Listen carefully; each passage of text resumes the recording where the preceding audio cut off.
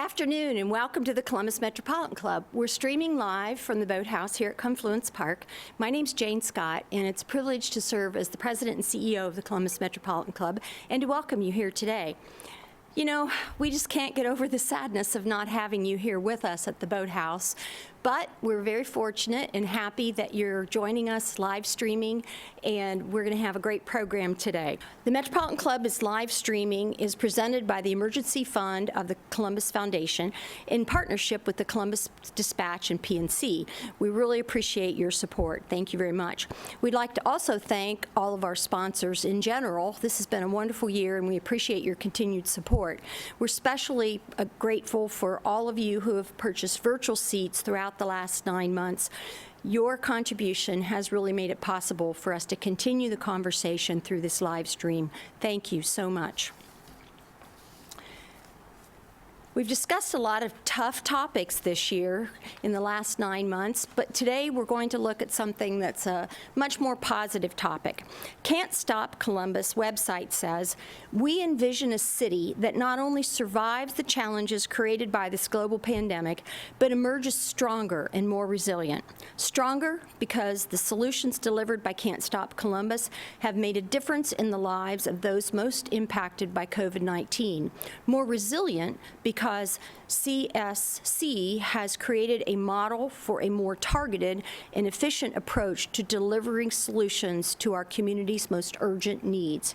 End quote. 10 months from the start of the pandemic, it's been a long journey with an end still many months away, but hope springs from many places. So let's hear about the Can't Stop Columbus story today. Director of Smart Columbus and co-organizer of Can't Stop Columbus, Jordan Davis. Principal consultant of Humankind at the Columbus Foundation, Heather Tsavaris. And our host, co-anchor, and journalist at WSYX ABC6, Stacia Naquin. Stacia, it's all yours. All right, thank you so much, Jane. Such an exciting topic because the name says so much. Can't Stop Columbus. This isn't just a name, this is a statement. Tell us where that came from and the goals when you started this journey. Well, I'll tee it up, and then I'd love to show a video with all of you. But it began on a Sunday, actually, right when the governor made the order to close bars and restaurants in response to COVID, just before St. Patrick's Day. And I put a tweet out, and I tagged some people in the innovation space, like Ben Blanquera, Tech Columbus, several others. And I essentially said, let's do a hackathon. Let's get like these innovative people in a room to put these ideas forward about how we can help our community get through this. Like, this change is gonna be dramatic. That's all I felt. I was like, there are smart people out there that can figure this out together. And overnight, actually 3 Ohio State students worked on a proposal, and they came up with the name Can't Stop Columbus. And when we met in the morning, they had created a Slack channel. We got a bunch of co-organizers of other community tech efforts like Give Back Hack, and several other kind of Open Columbus efforts that were experienced in community organizing of this sort, and all of a sudden it became a life of its own. And from that day until today, there is a relentless effort by hundreds of members of this community that use the muscle of the Columbus way to just say, let's get together and help. And I think this video, while it does not do justice to the breadth of work that this community has done under this platform, it certainly, I think, helps to communicate some of the ways that the community rallied to help. Let's take a look.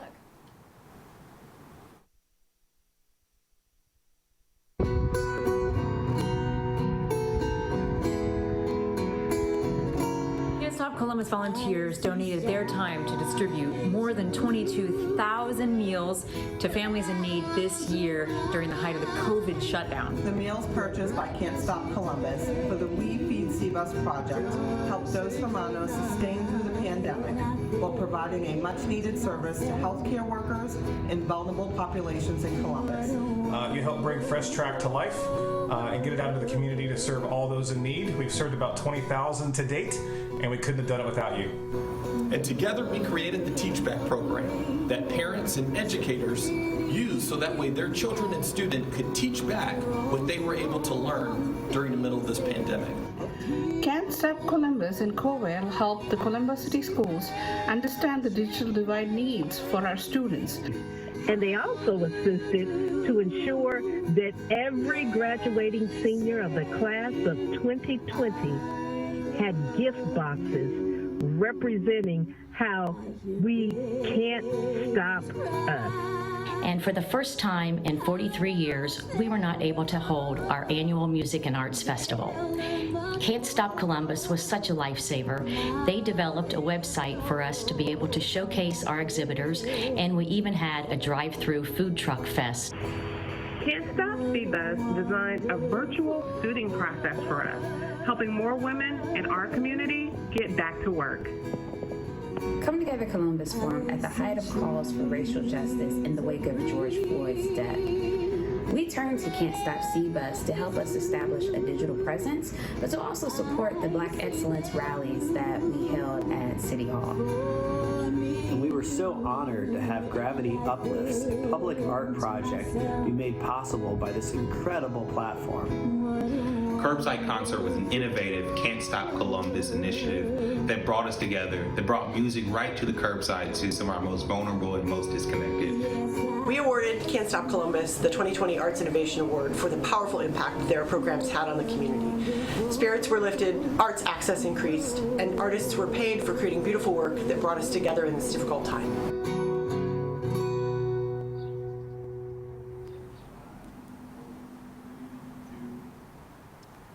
I know you said that we may not see the breadth of what's been accomplished, but that covered a lot of ground. So when we talk about the needs of this community, that feels like it's an ever-changing marker every single day, and the needs that you'll find are different in different parts of the community. So how do you decide what to tackle and how to make an impact?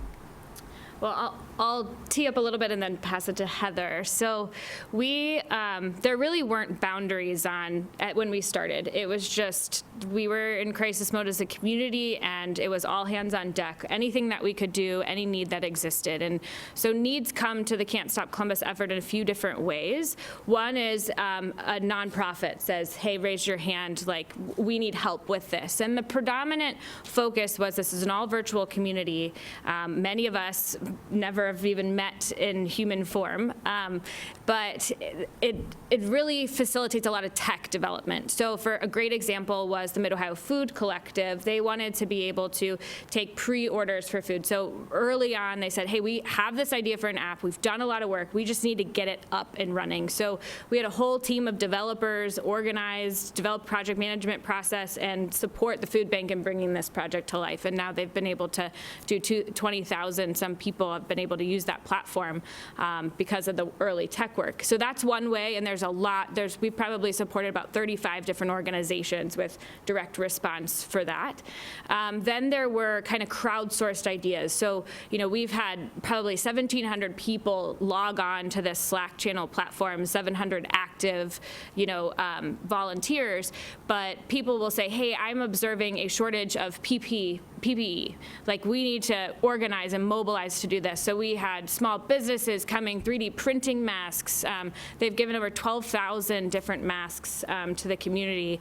And it was all self-organized in these Slack channels virtually, and it aligned with partner need. So in that case, someone raised their hand and say, we know there's a shortage out there, let's just focus on increasing supply. And then we helped them understand where the need was. So we worked with Franklin County Emergency Services, CODA, others that were needing those PPE and kind of matched the supply with the demand. And then there was a whole bucket of work that I'm personally really proud of us taking time to do, which is we understood there were trends that probably would suggest there's pain in ways that maybe the community of volunteers that have the privilege to, work from home or have this level of connected skills that they might not have the lived experience of some of where our greatest pain is in our community right now. And if we know what that might be, how do we understand that, connect with that issue, and then help empower solutions to doing that? And this is where our partnership with Heather and the Columbus Foundation really deepened, I think, the work and the impact, and diversified the types of solutions that this community of volunteers were able to help bring to life. So how are you able to weigh in on that? Yeah. No, so I'm thank you for the tee up, and I'm remembering our first conversation, right? And I'm remembering when you called and said we're doing this, but how do we get to the harder problems? And it's something that we've been doing, a little bit at the foundation since 2019, where we've really tried to think about how is our community doing, and how can we go really deeply in partnering with community to improve what needs to be improved, but doing that not as us as experts, but doing it as the community as experts, right? Partnering with community in a way that really, walking alongside in this co-design, human-centered design, where we go and try and understand very, very deeply what is the empathy, right? What is happening? What are those stories? Where is the pain coming from? And how can we then determine the insights and get creative around what are the possible solutions? And then with this army of Can't Stop Columbus volunteers and this tech talent and all of these folks to say, wait a second, this is much deeper, because we've co-designed with community, right? We've walked and really deferred our own expertise to understand what are people experiencing right now, and how can we really help to solve those issues. How has that taken new meaning? You talk about human-centered design. That's not a phrase that is necessarily part of our everyday conversation, but seems like it's taken on a whole new meaning this year. So how would you explain that further? Yeah, so, it's interesting, because I think for me, I was brought onto the foundation to really found and think about our work in well-being, right? So the first thing we did was think about environmental scan. We're all over the world. How are people thinking about well-being in community, right? And then how are they improving it? And one of the things that we kept hearing and kept learning is that people had all kinds of different approaches, but sometimes the mark was missed because the actual communities weren't brought into the room to help solve, right? And so we would hear about, Latino men, for instance, having very poor health outcomes. One of the solutions was Fitbits. Well, the idea was, okay, this is interesting, but it didn't improve anything because there wasn't a deep understanding of why there were those poor outcomes to begin with. There wasn't a deep understanding of what were the systemic issues, what were the lived issues, and so we kind of looked at that and said, wait a second, how could we do this better? And so, in 2019, we had some of our own demonstration projects, and I think this opportunity to really collaborate with Jordan and the broader community to say, hey, this is something we would love to influence how our community solves problems. Why not now and in this space? And if not now, when? When you're talking about hitting the mark like that, how do you measure success for a collective effort like this? Because in every way, you want to make sure you're hitting the mark for this particular issue, but that's also going to affect future programs. So how do you measure success for this kind of collective movement? That's a great question, and I think something that's still evolving, because many of the solutions are still in prototype. I mean, there are, 61 different projects have been mobilized around. 61.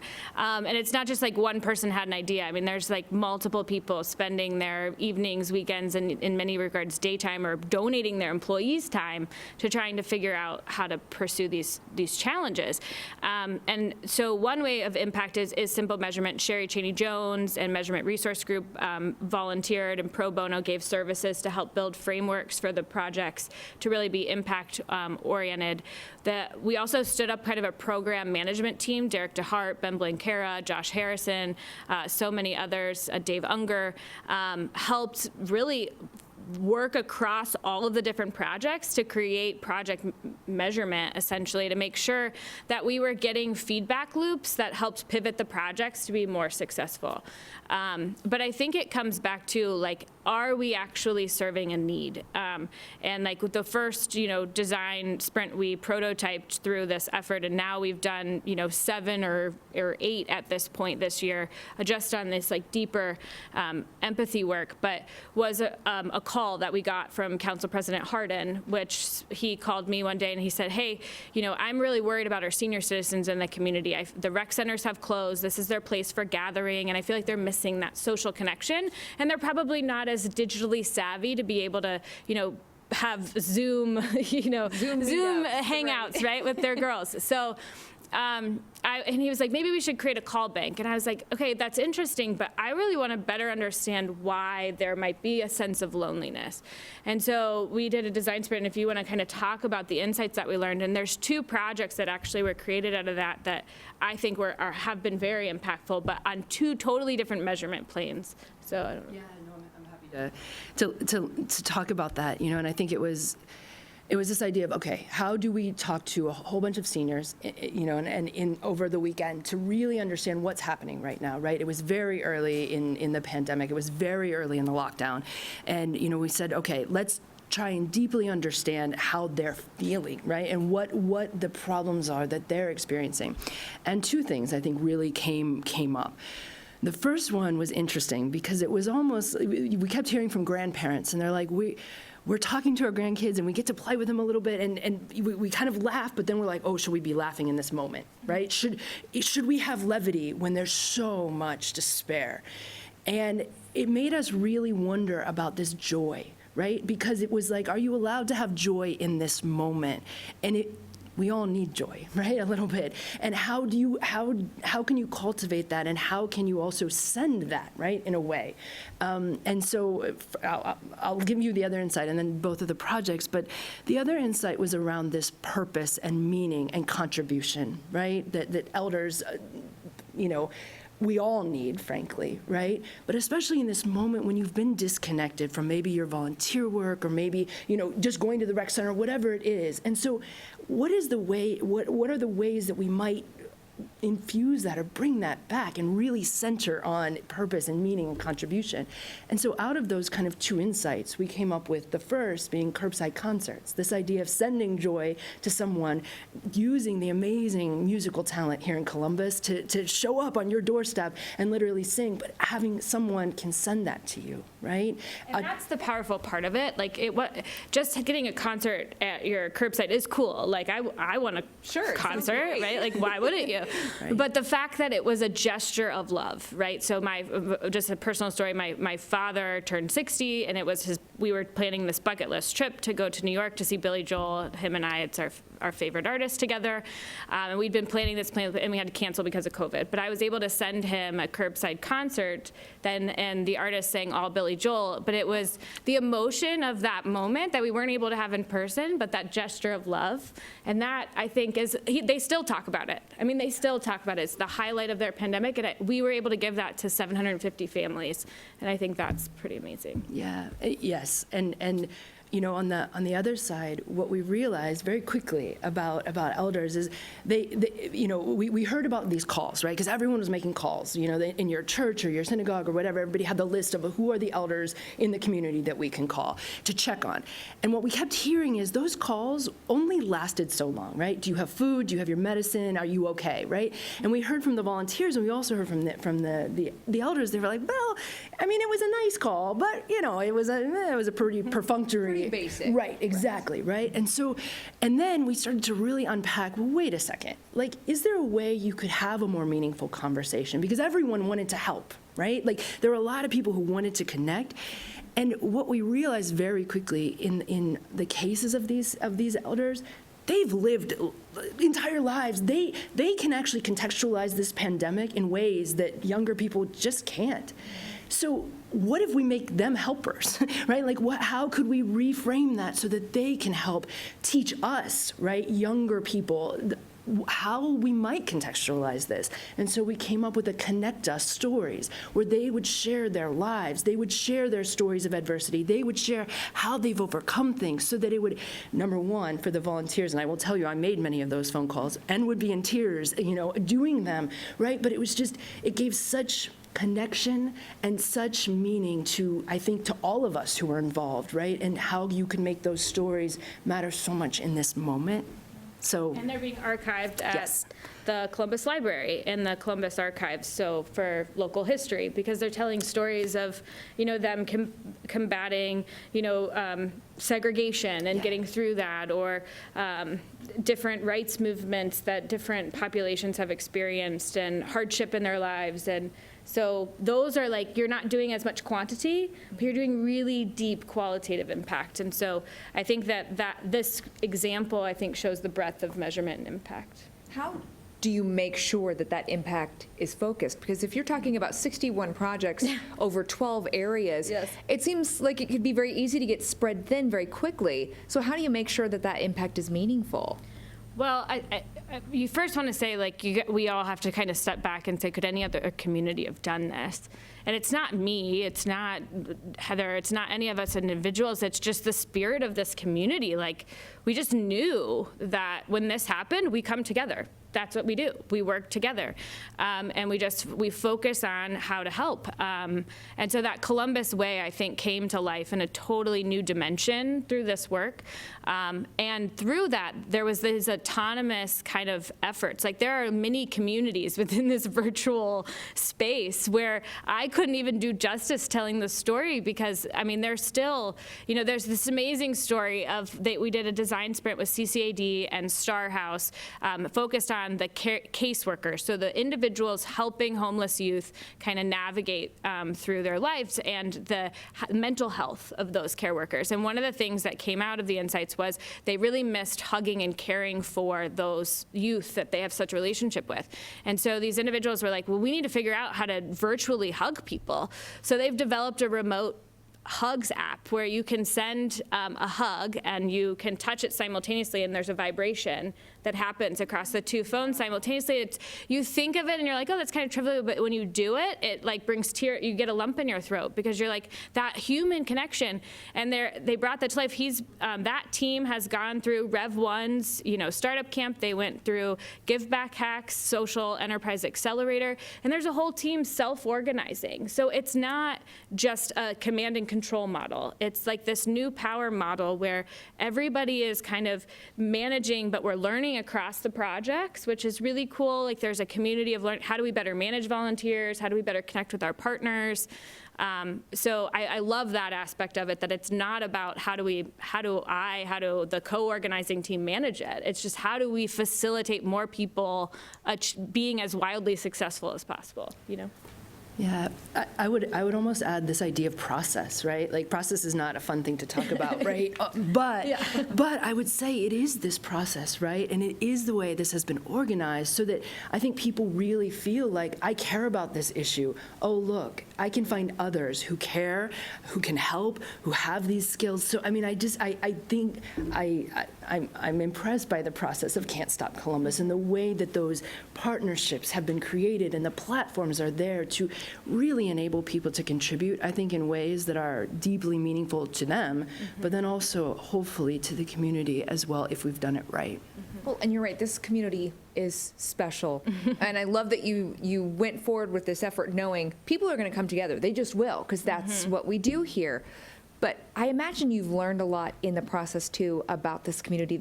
What surprised you, each of you, when you really started to dive into the data and the needs and the way people wanted to help? What surprised you the most about this community? I can say personally, I've learned so much through this year and through this process. I think there were new voices involved in the process that weren't in the traditional, maybe downtown, Columbus efforts, right, that came from all over. There were people in other parts of the world that had a Columbus connection that worked on things. And I think there was a sense of community that went beyond geography. That I think is a secret opportunity for this community. Like, you think about all roads lead to Columbus, right? Like, what if we could harness that Columbus connection ongoing at a different time, right? I think there's also maybe the hard thing I think we're all going to start to have to wrestle with is there was this emotion and energy to a change that we all felt, right? Like, we all felt this moment of the shutdown in some way, and we were all in this together. But slowly, as time has passed, we're starting to realize that we didn't all experience it in the same way. It's exactly like it's snowing outside. It's beautiful. We're all experiencing this snow in some way. Some have giant windows to enjoy it. Some are in dark basements. Some, right, are out working in it. Others never even have to touch it. Like, everybody experiences the impacts of this differently and for a longer period of time. And I think it's what I hope is that moment where it touched you and it affected your life, you had this motivation to help. How do we bottle that feeling up and reapply it 6 months from now, 8 months from now, when some of our lives get back to normal and others are still impacted by it, and a lot of what we're learning through the crisis is that most of these problems existed before COVID. They're just more exacerbated now, and they're more evident and in focus than they were. And so, but they were always there. So the crisis is not like gonna go away. It's just gonna maybe have a different priority level in our psyche. And so I wonder how what this has proved to me is the power of this energy, this collective energy in the community. And then I think their challenge is, how do we keep that in the future? What about you, Heather? What's been surprising for you? So I think I would say, and Jordan would probably attest, I'm a big adherent of design thinking, right? And because of that human-centered piece. But I would say that the part that has surprised me the most is how little we know. And how little, and often we think we know, right? And we don't. And if we're not talking to people who are frontline, if we're not talking to people who are walking that experience, and frankly, if we're not leaning on their expertise, shame on us. And it just becomes so relevant constantly. And I think it's that thing of, lived experts, people who know their situation better than anyone ever will, right? And so every time I think we do this or have these experiences, it just reaffirms for me how important partnering in that way is, and doing it equitably and doing it in a way that feels right. But it confirms for me the importance of that. When people are watching this and they hear what you all are saying and they feel that energy too, and maybe they haven't known where to put it, how do they get involved with Can't Stop Columbus and this collective effort? Yeah, so it's, we hope we are making it easier, but we can always get better at that. A few things to know: we do organize on a platform called Slack. It's free to join and easy. You can go to the website, can'tstopcolumbus.com, and complete a volunteer form, and then that'll enlist you into our Slack channel. And then we have a team of navigators, and these team of navigators are helping understand your skill sets, your time availability, and then can help connect you into the right projects and the right need. And it's we hope, kind of a personalized approach to really take advantage of what you're willing to offer right now. There are, if you are interested in financially contributing to Can't Stop Columbus, we are really grateful to Facebook for being our kind of flagship investor in this process. And we use those dollars to help, fund design sprints where we're actually paying people that we're interviewing, helping get the solutions out there in user acquisition. And then we're also always interested in partners. So people who know what problems exist, who know how to execute, whether you're a really technical data science company, let us know what those skill sets are, and we could actually design something with your pro bono skill set to help solve a problem. So we want to work with you. If you want to get involved, we want to help you find a way. You mentioned that a lot of this work for so many people that are already involved has happened virtually. You've never even met. Yeah. And you're accomplishing all these things for the community. What kind of challenges have you found within that space working together, and maybe benefits as well? So, it's interesting because I think a lot of the benefits, there are a couple of things, right? I think there's an intimacy in the online that can happen, right? And I'm speaking from kind of the design perspective and how we understand people's experiences and what you're able to see and get to, and I think across the kind of that space, people are saying, whoa, we're surprised at how much we can learn virtually, right? We're surprised by how quickly we can get to some really serious issues virtually. So I think that has been something. Yeah, and I think it's interesting to just see. In some ways, you might be able to scale it a little bit quicker because of the virtual nature of it. When you have people jumping from project to project and doing these different things, there's a little bit of time efficiency, I think, that can happen because of the virtual nature, frankly. And so many people are in that space right now. Oh, yeah. I mean, there's just such incredible tools, Slack, Miro, Airtable, all of which have been very generous to Smart Columbus, giving us free subscriptions to essentially manage and coordinate all of this. But I think what's so great about these tools is they do bring efficiency. One of the barriers could be is that if you aren't digital savvy or you weren't a native of some of these tools, the learning curve could be harder. We have a lot of people who've not been able to get as involved as they want because they don't know how to use Slack. So I think trying to overcome those digital literacy gaps or just digital divide gaps in general, which has been a big issue we've been trying to lean in on through this, that certainly is a barrier. But I would say, Heather and I probably talk multiple times a week, and this is our first time in human form all year. So, yeah, it's, you can really build relationships. I think most of the co-organizing team, a few of them I know in human form, but most of them I'm friends with virtually. So. Wow. Yeah. New times. Yeah, and I think it's also important, and we would be remiss not to talk about the nonprofits, right? And so many of the people who already have relationships that we, frankly, have been able to leverage because they know who they're serving. And so, in some ways, they've already done really hard work, and we're taking an opportunity to say, okay, let us help you do more. Let us be helpful in that way. So when we say can't stop Columbus, what does that mean to you going into the new year? Oh, for me, I think Jordan and I have talked about this. The crisis of March, right, was very real. But I think about what comes when the health things get easier, right? What happens when light is really shown on all of the things that have been happening, right? When the eviction moratorium comes off, right? When we realize how much learning loss has actually happened for our kiddos, right? When we think about mandatory reporters not seeing kids right now, what is happening and how will we deal with those issues? So for me, when I think about Can't Stop Columbus, I think this is amazing, right? And yet, I think this is just a pregame to what has to happen if a community is really going to address the mass suffering that we will see in the very near future. So, do we talk about flexing muscle and muscle memory? The big game is coming. So Can't Stop Columbus to me means that we have to be ready for that. What about you, Jordan? Yeah, I don't think I could have said it better. I think Can't Stop Columbus to me means there's no challenge big enough that can stop this community from doing what's necessary to make this a better community for everyone. And I don't think there's an arrival point where it's like, Columbus has made it. I think it's an ongoing iterative process.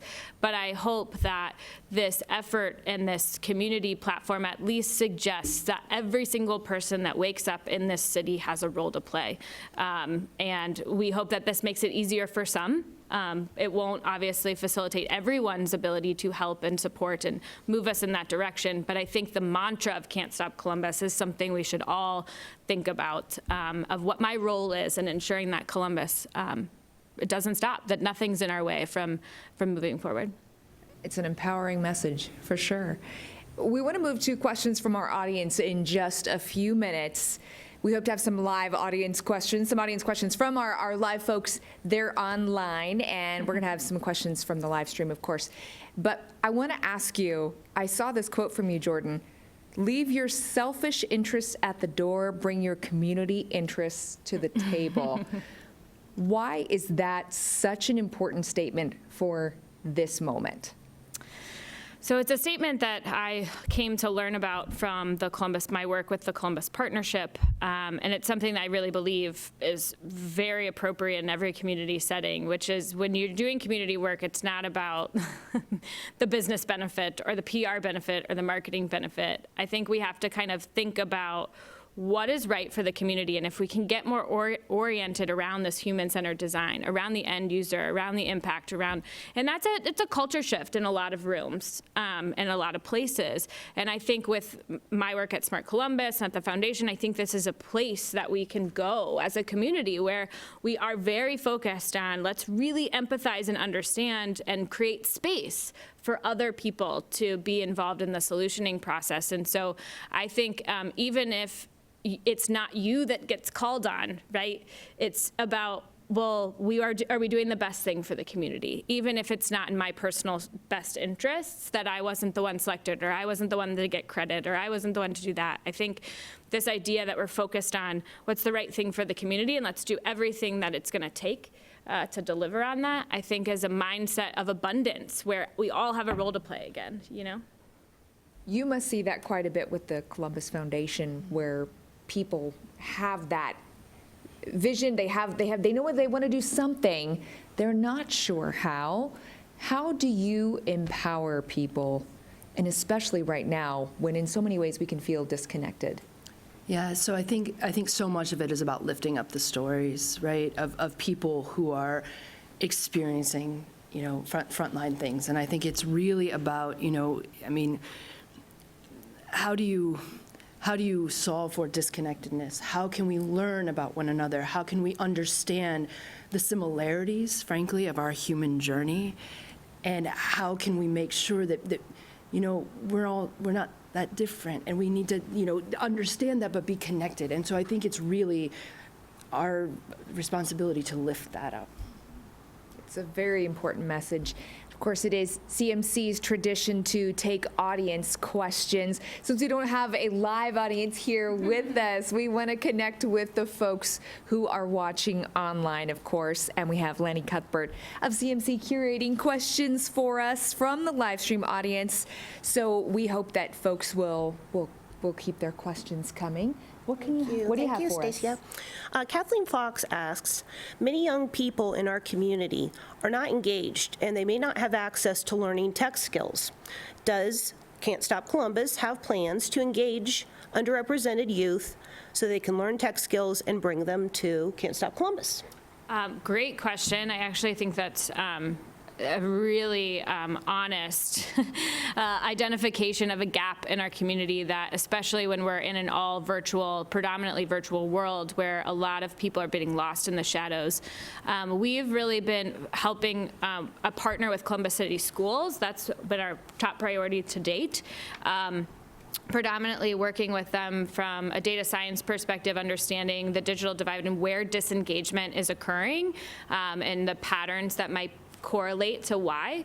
And that's really been parlayed with some human-centered design that the Columbus Foundation has been leading as well, in understanding disengagement. And then furthermore, helping to really understand how in these virtual environments, people can feel like individuals.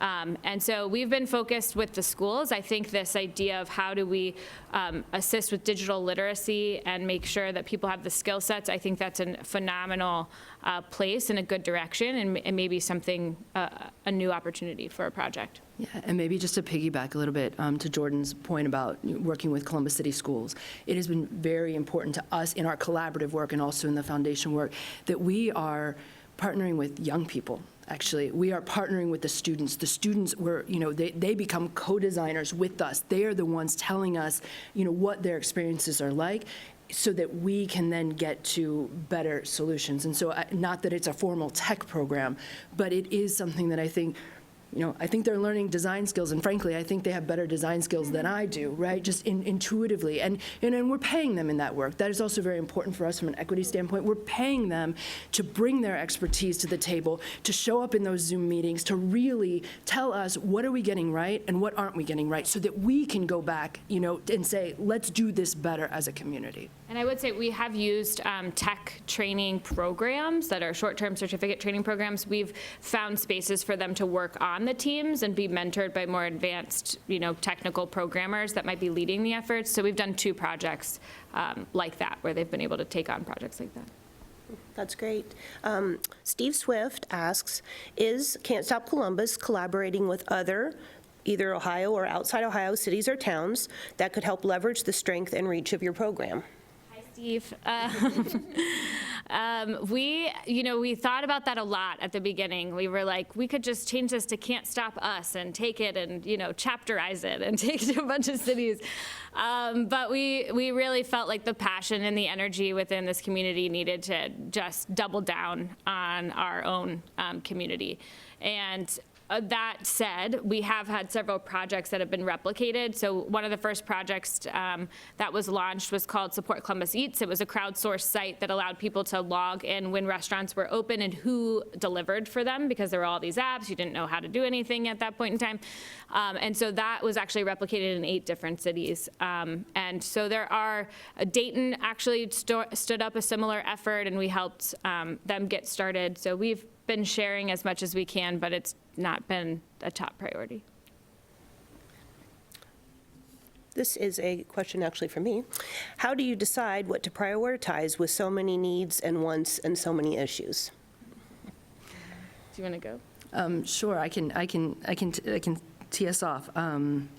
So, I mean, one of the things that we have done is really try to partner with our nonprofit community, right? To understand they are front lines, they are doing so very much. And so trying to understand from them what is surfacing, right? I think, we've also tried to reach out to community leaders and to understand what's happening in places that we wouldn't know about. How do you lift that up to really make sure we're having those conversations, and also I think, this cadre of co-designers, of people who we have been reaching out to, continuing those relationships so that we continue to know what are the issues that matter most. So I think we have a whole bunch of issues, and we're hearing why it is important to people. And then from a priority standpoint, I can throw it back to Jordan for what gets chosen. Yeah, well, when it comes to getting chosen, there's a marriage of two things. It has to be, an issue that's validated, right? That's like, this is something that's important, but then you need a team that wants to work on it. So part of it is, do you have a strong project manager? Is there somebody that's willing to put in the time to corral and help facilitate the volunteers to do this? And if there isn't one, it might not be the first thing we take on, but we have it on the list. And so we have a new emerging projects effort where we try and find skilled volunteering, which I think is another great avenue we've evolved into. So like Nationwide Innovation Team has given pro bono their designers that are trained in human-centered design. They have 60 some people, professionals trained in human-centered design. They gave us people for 5 business days to go deep in these projects. Lextant did the same thing. Global design firm that designs like Ford, products for Ford of their infotainment systems, gave time to do a sprint about childcare, how to reopen childcare facilities.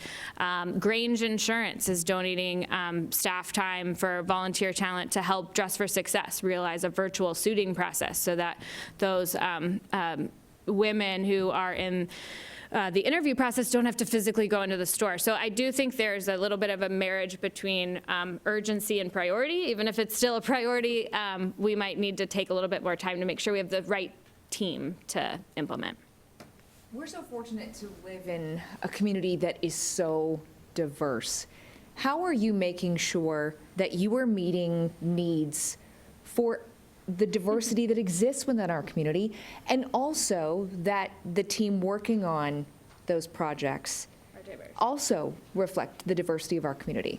Yes, agreed. So a few things that we've done through the process. One is the co-organizer group really was organic at the beginning. It was kind of who first came in and dug in, right? And so after a while we got organized, we really had to look in the mirror and say, is this organizer team really reflective? Is it really diverse of that? And so we've diversified that co-organizer team by intentionally recruiting people that had different perspectives, represented different parts of diversity. I would also say within our volunteer group, we've tried to do similar things in partnering with community groups that tapped into a more diverse network. And then through having a very intentional commitment, which is where the human-centered design kind of came out with, is said, there are issues that are impacting low-income communities.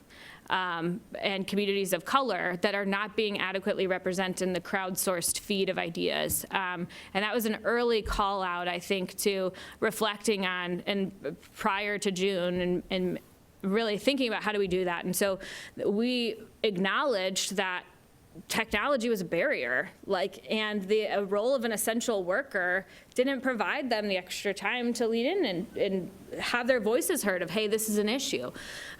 So we tried to acknowledge the open source power of this effort, but also try and say, well, let's get more curated and focused. And I think that this is something that we're gonna have to continue to work on always, especially in community involved spaces. So I think some of the things that we've taken on, like paying people of lived experience to participate in some of the design work, has definitely helped diversify and get some of those experiences that wouldn't otherwise be in the room. But being intentional, to be honest. Yeah, and I mean, I would say, for our own practice at the foundation, one of the things that has been very important to me is when we're hiring designers, and we're hiring national equity designers, and every team that we have hired has been predominantly Black or of color.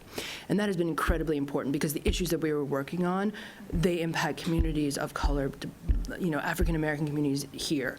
And so making sure that, and frankly, for us, it's the co-designers, these lived experts. So, when we're working on a project about youth who've experienced homelessness, we had, for instance, 3 young women of color who had experienced homelessness, who we paid to join our design team because we knew there was nothing that we could tell them about homelessness, frankly, right? But if we were going to try and understand how can we better serve young people in our community who are experiencing homelessness right now during times of COVID, we couldn't do it without their help. We couldn't do it without their guidance, without their expertise, right? So it's really about, for us at the foundation, doing that, to Jordan's point, very intentional work. And I think us getting to have that laboratory of doing that work, and then this collaboration where we can throw some of that and say, Jordan, we're paying everyone. We're paying them for their time when we interview them. We're paying them when they come to, to be a co-designer with us. We are working around their schedule. 2 of our women were essential workers on that first sprint. And so we were meeting at 6 to 10 p.m. We made it work because we knew our schedules didn't matter, frankly. They were the voices that had to be in the room. They were the voices. And so I think that is something that this is forcing us to do better.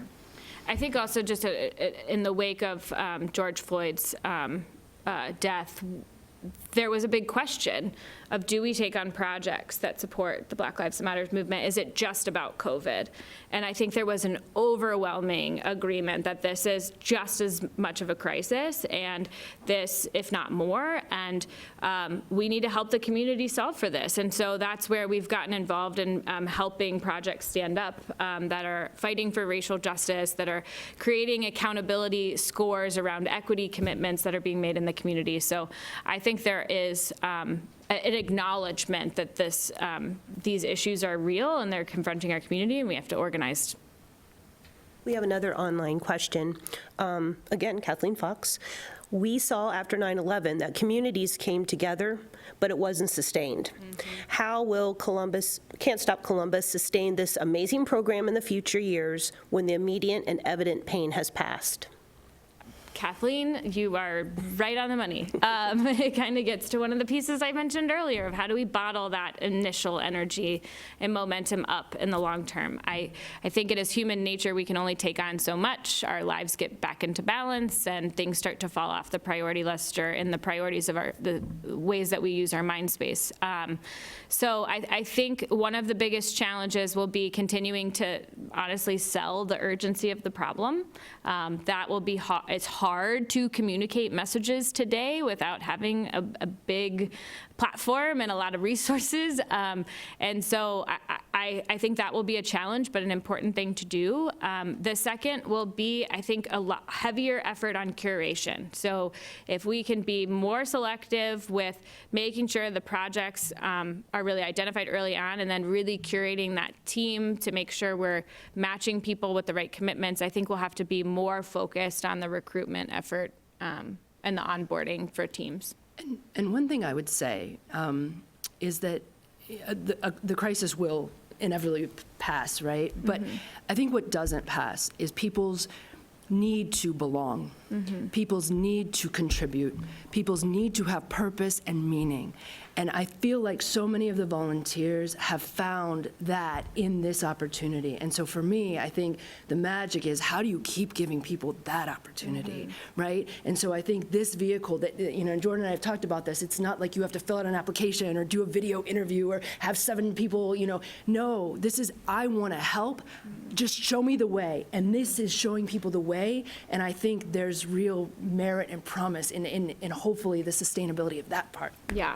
And I would just offer, Smart Columbus has been a backbone supporting this effort, and we will continue to be. We think this is a tremendous platform for innovation in our community, for engagement, and so we want to continue to nurture that. So I think with us remaining a backbone, we can help it as it evolves.